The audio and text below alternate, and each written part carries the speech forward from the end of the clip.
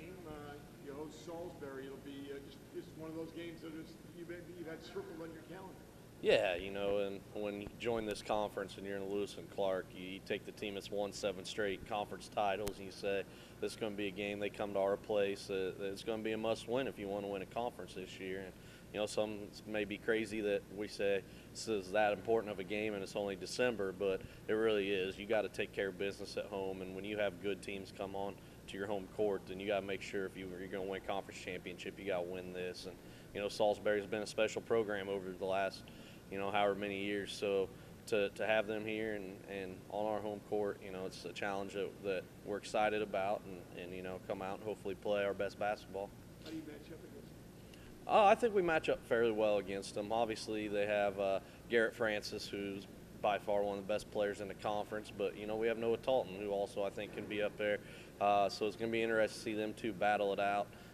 They are a very athletic team. They got a couple kids that can handle the ball, so we're going to have our work cut out for us in our press. But hopefully we can pressure them a little bit and get the game going up and down. They like to play slow, and they like to basically make us make a mistake, and then they go and they jump on that, and they take advantage of that. So for us, we're going to have to speed the game up and get them out of their comfort zone, because when they're comfortable, they're really good.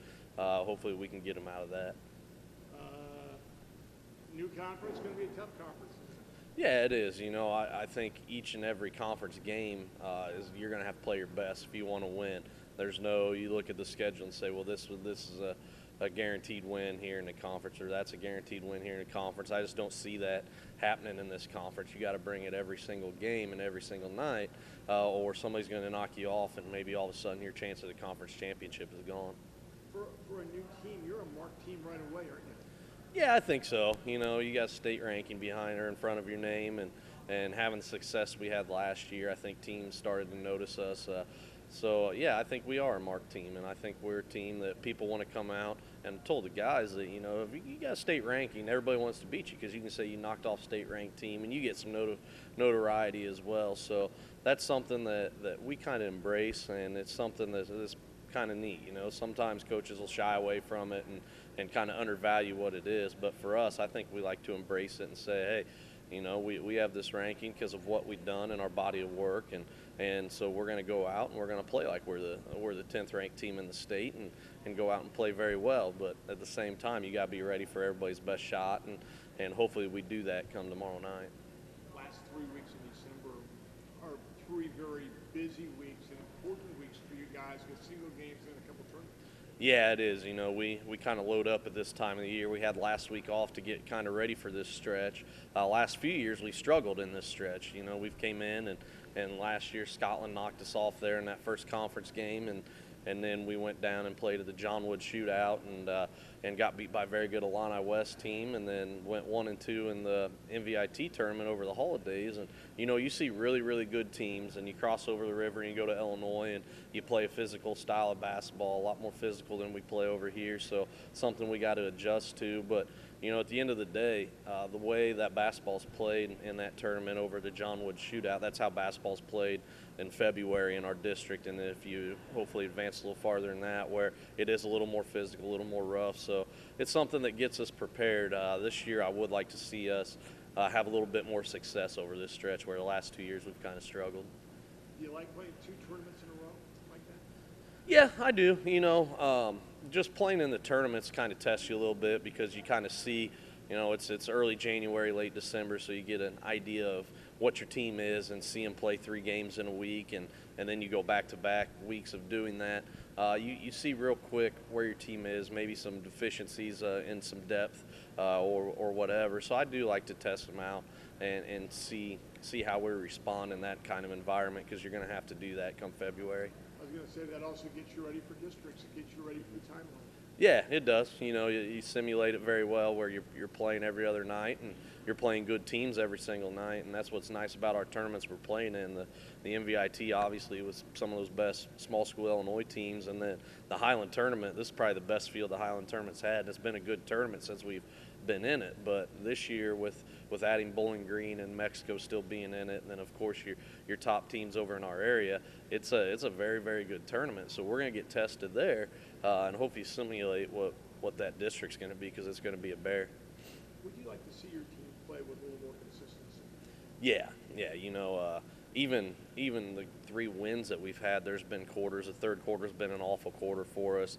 There's been some spurts where we haven't played real well. And, the way we play, there's going to be times where we're not shooting the ball well. We got to figure out how to score without shooting it well. But the consistency on the defensive end, the consistency rebounding the basketball, the consistency with just doing the little things right, we're not there yet.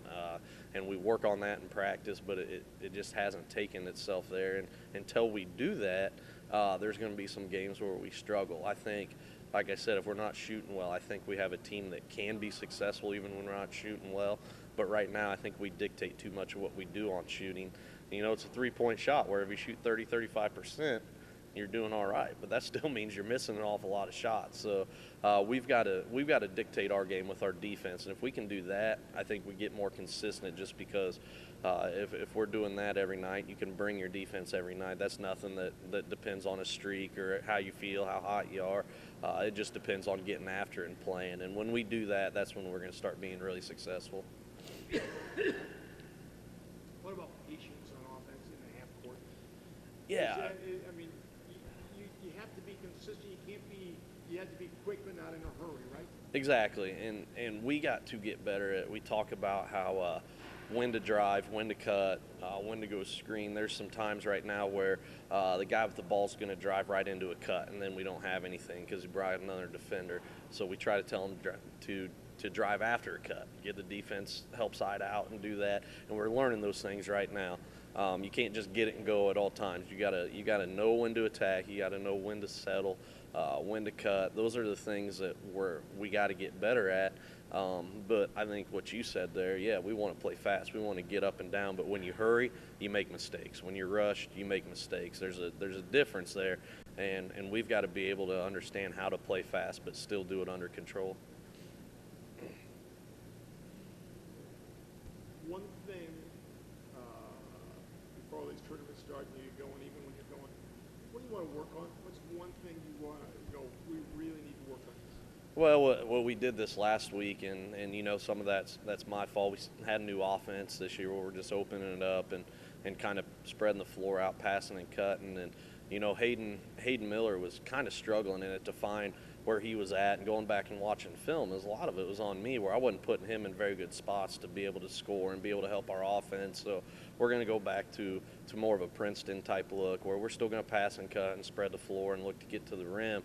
But it puts Hayden in the middle of the floor where he can step out and knock down threes at the top of the key and have the ball in his hands a little bit more.